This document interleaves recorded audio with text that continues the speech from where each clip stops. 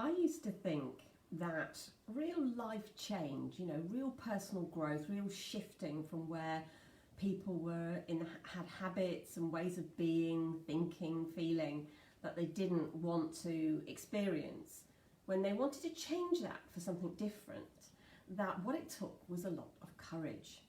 Well, my name is Jill Wotton, and I've worked with thousands and thousands of people over the last 2 decades now. It's gone by very quickly. And every single one of these people and all my students have shown me that it is very little to do with courage. And more what it's to do with is this. And that is making a non-negotiable decision that something, whatever X is, will shift. So whether you're in a relationship that doesn't make you happy, maybe it's, goes on a scale, these things, don't they, from being really unhappy to really toxic. Whether it's not being able to stick on that diet and feeling exhausted all the time, whether the chatter in your head, that sort of stuff where you relive a single event so many times. What could I have said? What should I have said? Do they like me? Did I do the right thing? Was I enough? Whether it's the chatter in your head, or whether it's just the way that you feel you want to shift, then what is required is one single non-negotiable decision that this will change. A lot of people will say, yeah, and it's like a half-hearted thing. Yeah, I think I'm going to be more confident. So what they do is they make that decision at a level in their mind. It's like a kind of a 3D level where they give it half-hearted. They don't go into it deeply. They don't fall at the first. They'll fall at the first hurdle. We've all done that, haven't we? When we say, right, I'm going to go, excuse me, on this new exercise regime, or we're going to just be more sociable in life. Bit difficult in lockdown, isn't it? But although we're coming out of it now. Or whether it be to stop smoking, whether it be to get fitter, whatever it is, and then, I don't know, we go to a party and someone offers us that next glass of wine or that extra load of cakes at somebody's birthday, and then we think, oh, shove that in the bucket. Because what happens is we just think, oh, the whole lot's out the window. The thing about making a non-negotiable decision to change is that it is non-negotiable. So it doesn't matter if you fall at that first hurdle. It doesn't matter if, you eat a load of cake one day, you get back up and the next day you start on your eggs or your smoothies or whatever you're doing. It doesn't matter if you've just really, if some people will just work too hard all the time, and if you say, right, okay, I'm going to have more family time, and then for a couple of days you work your absolute butt off and you get really exhausted again.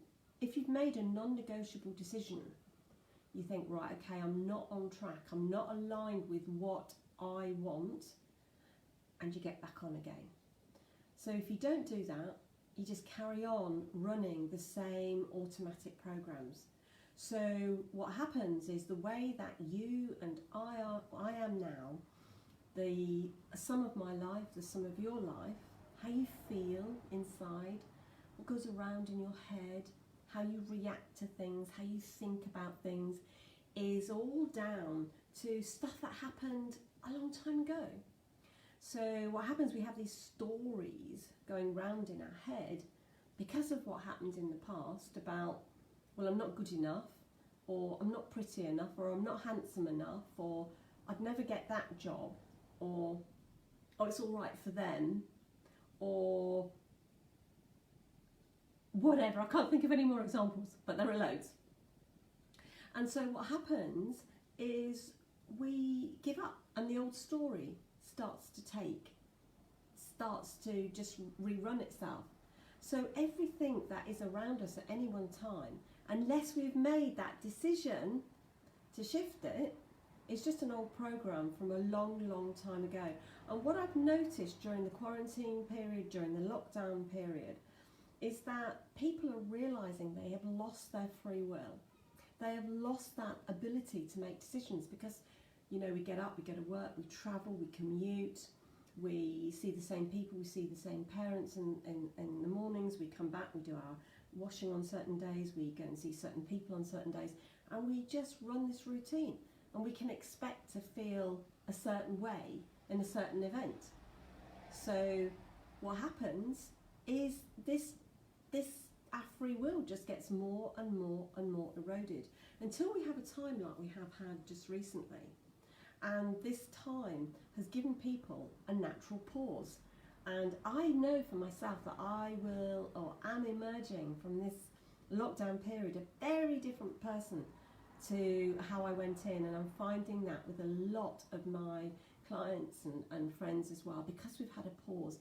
And what that pause does, it just gives us a bit of space to review the automatic programs, to review what really those programs which are controlling so much of every single waking and sleeping minute of our existence.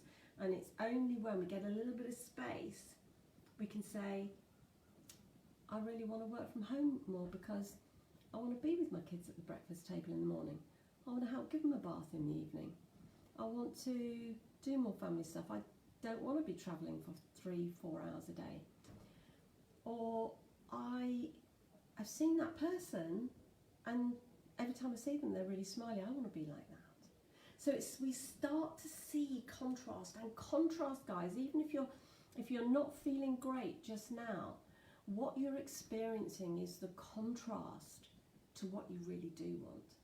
So sometimes we try and escape these feelings, but sometimes what we can do is just recognise how far we've come away from what we do want, and use that place of maybe a bit of chaos, a bit of sadness, a bit of difficulty, a bit of worry or fear to say, no more. Yeah? I'm going to make an uncompromising decision that I don't know how I'm going to do it, but change is going to happen. And that, rather than courage, is what I have seen year after year after year make the difference. So when somebody says, oh, I'll give that a go, or oh, yeah, I'd quite like to do it, it's not going to work. You have to feel it deep in here. No more. And that is what I want. I'm no longer going to be allowing my future to be dictated by events from the past. I'm no longer going to allow my vision to be contained and limited by the past. When you get to start making those non-negotiable decisions, that is when change happens. So even if you don't know the how, and we'll be discussing some of that, I discussed that on this page, but even at the moment, if you do not know how, trust that what it starts with is that decision, and that even if you don't know exactly where you're going and how you're going to get there and what that future vision looks like, remember it starts with that single decision, the uncompromising decision to make the shift. And when people do that, what they do is they wake up. So when you get the contrast, the polarity, people suddenly wake up, and it's like going from being in that unconscious program, just being run by the old stories, to almost observing it and saying, oh my God, look what's been happening, look where I am, no more. I hope that was helpful, and a single decision to change.